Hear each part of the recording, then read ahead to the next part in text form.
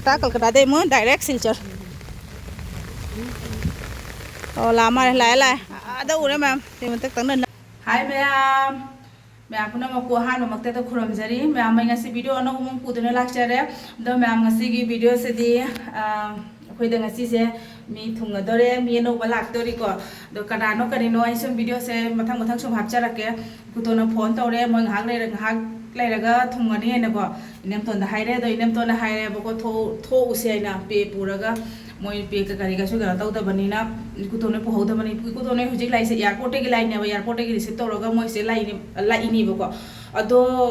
कुतोने हाय पे पुरगा थोकलो आइना दो थोके तौबनि ngahak लेरा थोनी दो नोंग से याम चुरेबा नोंग से सुंगांग हांगदे गदोइनो खंगदे यंखलके यंग मैम नोंग कुचू से यंगो मैम नोंग से सुंगांग हांगदे को कीबम यावसलेब इसिंग चावरद्राइना 2022 दा चाहुब इसिंग दो सुमित उन लेयबा दु ओइगद्रा ताइना खन्ना सुम लेइराबा अदुगी इसिंग खुचावदो करी हाइरोनी मैम कीबम फावरेबको अइगी लाइफ ता आइदी अहान ब दुमाइना इसिंग चाव मैम थेंगनरेको दुमाइना चावसे उजद्रियाबा खुचाव मा हाइतारे अदु ओइराकद्राइना मिहुन थाउन से दुंग दुंग दुंग लावरेबा अदनी मैम अदो आई हुजी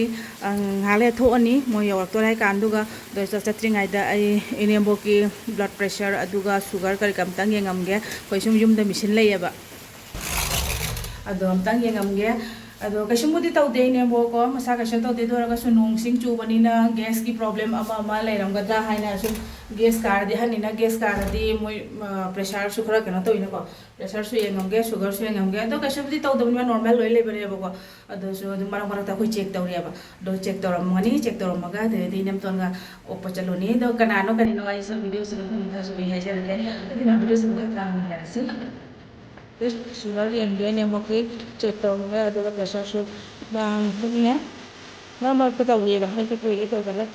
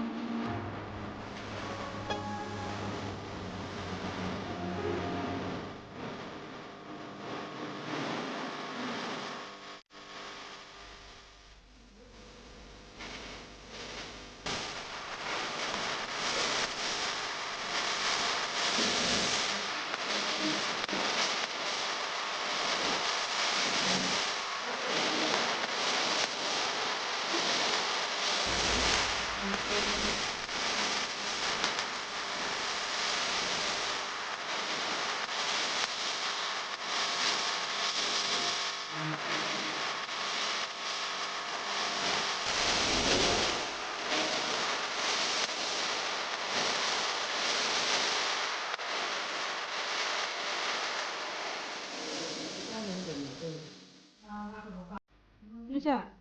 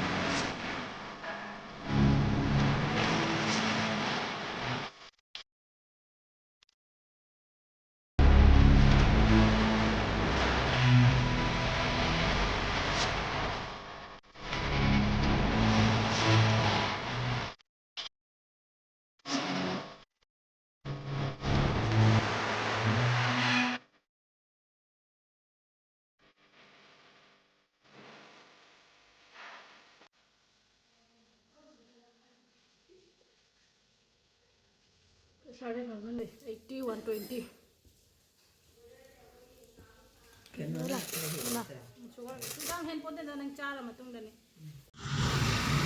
मैम हजी कुतो नई चटली लंबीदा दो वीडियो से कुतो ना थाबी रखने अब को मा चट आदि सिगैगी होना मैं लिहर से तब बाबा अदगी वीडियो जो मते मते को थारैब को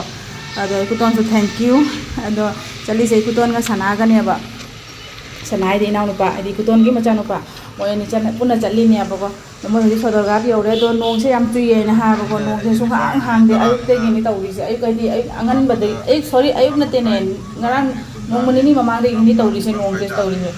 se nong se sunghang hang de ngarang di hang e do ngasi sem di sunghang hang de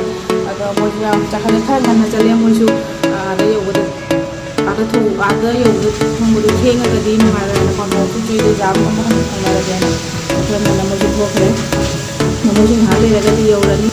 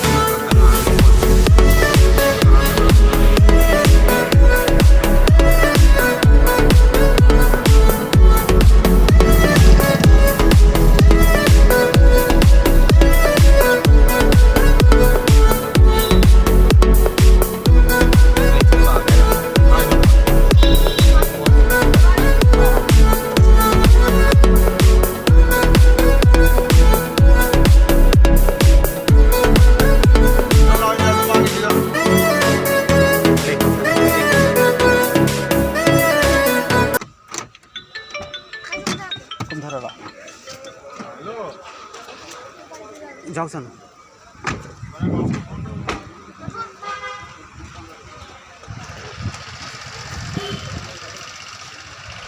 Ado ma'am ko to non su thong airport yore aduga laise kanano yeng minarasi ma'am ada thogla e ko hindu chane boko ningon atombi hai tare ko ikuboki macam pi atombi ga macam pi ahan ga ngasi se pune degi thumala be siljaga do ini ko to na district to wachat pane ba do kakadi laktre adi kakase lakpagi wane ba mapun no family lakpagi wane ba do macam pi atombi दोगी मागे admission लेबा दोना timing से का जाना दे दोना मोय कोना लानी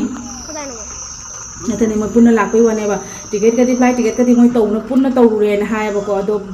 अकोम ददी मोय कैंसिल तौरे लोय प्रम की कैंसिल तौबो ददी पैसा दो पामुई देना को अदोना मोय मी अनि का कैंसिल तौरे दे अनि मोय अनि लाए दोना मोय सु नुंग नुंगाइत्रे ना हायबा को हदि मोय नि त लाकोनी ना को हदि मोय लोय पुन्ना पुन्ना लाकने ना तौरगा दो होय मोय ककाय बुदी लाकनी खतंग कनो तौना लाकतारे खतंग मतम दो खतंग चोंधा तारे बा पुन्हा लागते अदो खक्की नुंगाइते तो मोय हौजिक यौरानी मोय हौजिक थोक्लै आदगी नुंगदगी दा येंगिनासि मैम वीडियो से मखा ताना सम बाजा I don't know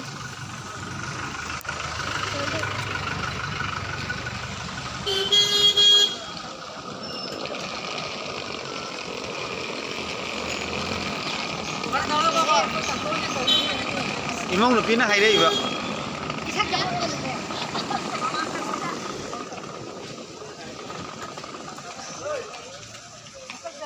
Allah Allah. Ini tahu ni. Apa?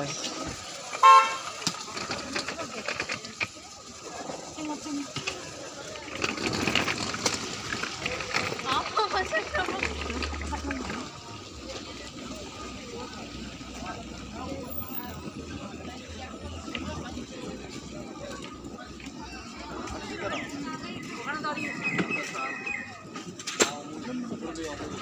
Koi pie ka pura hi nong chu do re na Romi no phone do re ma thong ra ba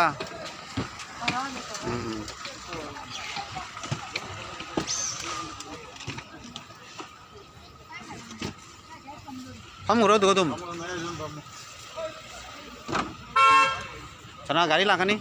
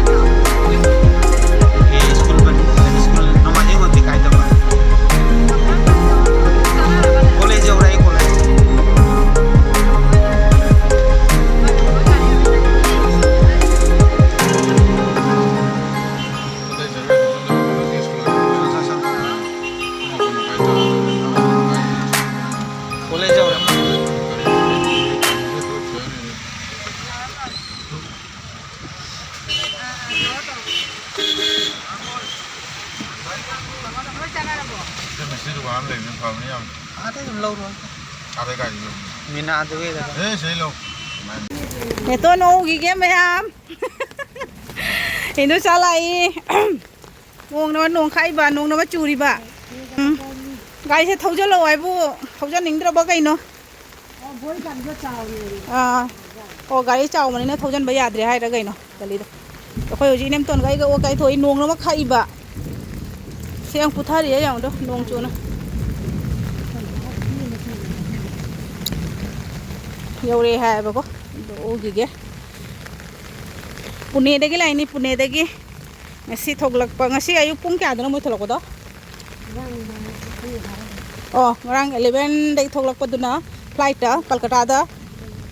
Pune to Kolkata Kolkata de mo direct Silchar oh lama lai lai ada ure ma'am te mo tak tang nan lam doi ba yaure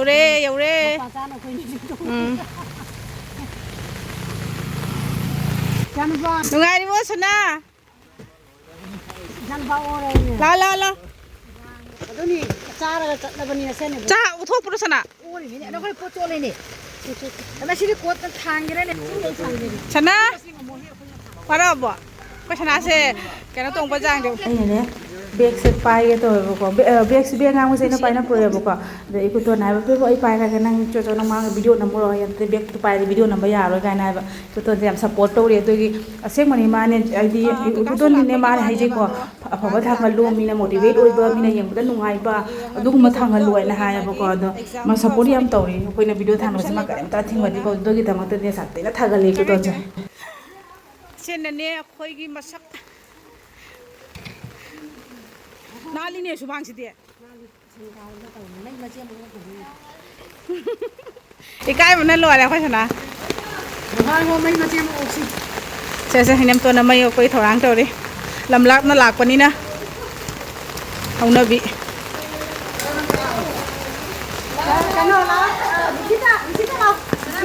इसिता काय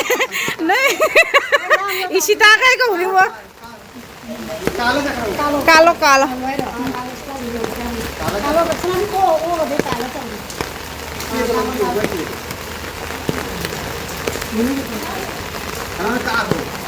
ikuton no chalo ni aba ikuton ga sanaga chalo ni aba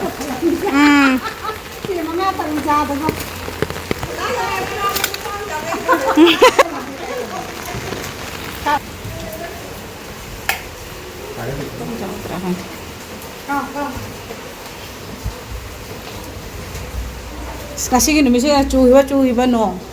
ayo kita gini lihat tri.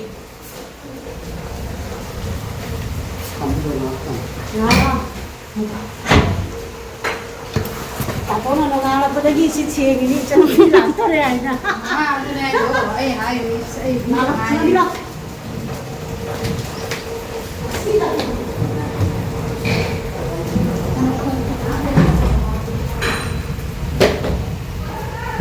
Halo. Sofa sa kay jingdore ino ito. Ah, sofa sa kay jingdore ino ngi ba? Oh, kay jingdore. Sa anu kan to.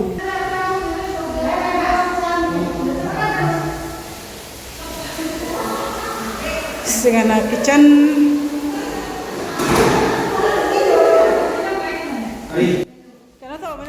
तो ma'am video से मतंग से लोसिंजरगे हजिंग मोई इदि जागा हाक फमिना चा नुथक्तना हांतंग वारी बताइ सुनागे तो मैम वीडियो से कमाय कमाय तौरी है तो मैम हाइबिरमो लाइक तौबिरमो शेयर तौबिरमो तो सब्सक्राइब तौब कौबिगनु मैम तो मैम इन सिखेरकी देगी नंबर व्यू ने खुफजसे हमतंग येंगो मैम अदुदि मैम वीडियो से मतंग से लोसिंजरगे नेक्स्ट वीडियो द मुनरसी बाय बाय